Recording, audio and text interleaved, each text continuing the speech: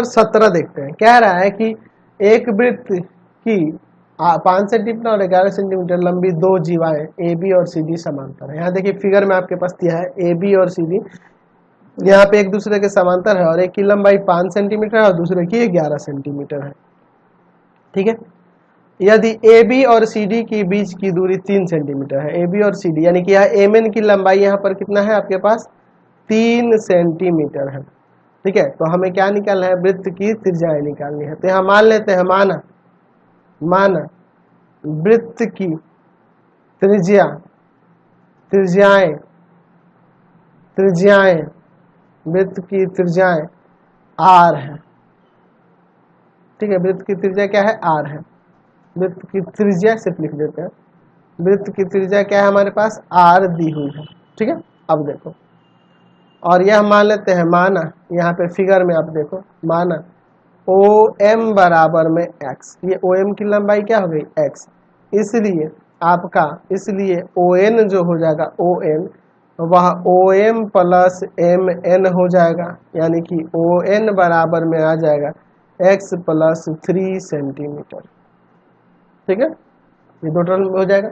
अब चलते हैं त्रिभुज ओ डी एम में इसमें चलिए। अच्छा, इसमें एक और चीज कर सकते हैं, इसके पहले एक और चीज कर सकते हैं, मैं दिखा देता हूँ, वैसे पहले दिखा देना सही रहेगा। आपके पास ए बी जो दिया है, ए बी वह 5 सेंटीमीटर है और सी डी जो है 11 सेंटीमीटर है। तो अगर मैं यहाँ पर अगर मैं डीएम की बात करूँगा तो डीएम आधा हो जाएगा सी डी का। ठीक है, और बी एन की बात करूँगा तो वह आधा हो जाएगा आपका ए बी का। यह डीएम आधा होगा सी डी का और यह बी एन आधा होगा ए बी का। कैसे, क्योंकि हम जानते हैं कि वृत्त के केंद्र से जीवा पर डाला गया लंब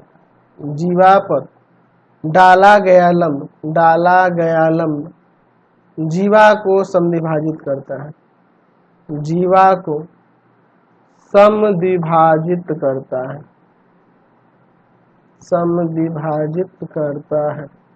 ठीक है, चलिए अब देखिए यह डीएम और डीएम निकाल लेते हैं। पहले डीएम बराबर आधा हो जाएगा सी डी का, यानी कि इसका दिया है 11, तो यानी आ जाएगा 11/2 सेंटीमीटर।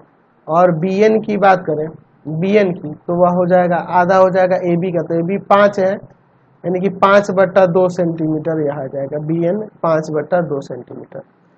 अब देखिए यहाँ पे हम लिख सकते हैं इस त्रिभुज में, त्रिभुज ओ डी एम में, इस त्रिभुज में ओ डी एम में अगर मैं ओ डी के स्क्वायर की बात करूं तो वह हो जाएगा ओ एम का स्क्वायर और प्लस में डी एम का स्क्वायर, यानी यह है आर का स्क्वायर बराबर में हो जाएगा, यहाँ पे क्या आ जाएगा त्रिज्या है ना जी, तो यार है ओ एम कितना है, हम लोग एक्स माने हैं, एक्स का स्क्वायर और डी एम कितना है डी एम आपका आया है यहाँ पर 11/2 का स्क्वायर।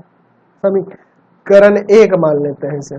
चलिए अब दूसरे वाले त्रिभुज में चलते हैं, त्रिभुज ओ बी एन में। तो यहाँ ओ बी स्क्वायर बराबर में हो जाएगा ओ एन का स्क्वायर प्लस में बी एन का स्क्वायर। ये भी पाइथागोरस से चाहो तो लिख सकते हो, पाइथागोरस प्रमेय से। ठीक है, चलिए अब देखिए इसके बाद यहाँ पे ओ बी स्क्वायर, तो ये आकार हो जाएगा ओ एन क्या है, तो ओ एन का है एक्स प्लस 3 और यहाँ पर आपका बी एन कितना है, तो बी एन है 5/2 का स्क्वायर। ठीक है ना, 5/2 का स्क्वायर हो जाएगा। ये समीकरण 2, समीकरण 1 तथा 2 से। चलिए तो ये दोनों आपस में बराबर होंगे क्योंकि दोनों त्रिज्या ही है, त्रिज्या का ही स्क्वायर है। चलिए तो हो जाएगा आपका x प्लस 3 का स्क्वायर प्लस 5/2 का स्क्वायर बराबर में एक्स स्क्वायर प्लस 11/2 का स्क्वायर, यही ना होगा। इसको तोड़ते हैं, x square plus 2 into x into 3 plus 3 का स्क्वायर प्लस यहाँ 25/4 एक्स स्क्वायर बराबर में 121 और बटा में 4 हो जाएगा। एक्स स्क्वायर से एक्स स्क्वायर काट देते हैं। चलिए तो ये 6x हो जाएगा, इन दोनों को उधर ले जाते हैं, 121/4 माइनस 25/4 और माइनस में 9, 6x बराबर में, यहाँ एलसीएम ले लेते हैं 4, ठीक है, यहाँ पे एलसीएम हो गया 4, 121 माइनस 25 और माइनस का 36। ये चलिए अब यहाँ पे सॉल्व करके घटाते हैं।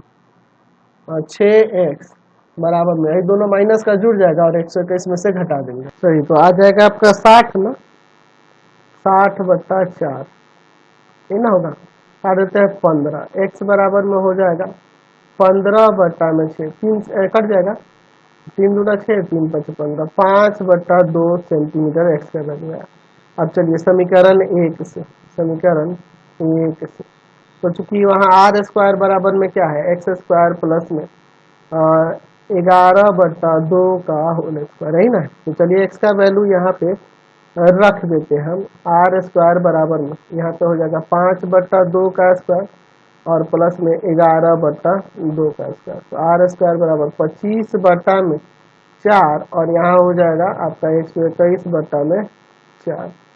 चलिए तो यहाँ एलसीएम लेके जोड़ लिया जाए, तो एलसीएम लेके जोड़ेंगे 6 4 146/4, स्क्वायर चल जाएगा रूट में, तो रूट अंडर 146/4 यानी कि आ जाएगा 1/2 रूट अंडर 146 सेंटीमीटर इसकी त्रिज्या हो जाएगी, समझ गए ना।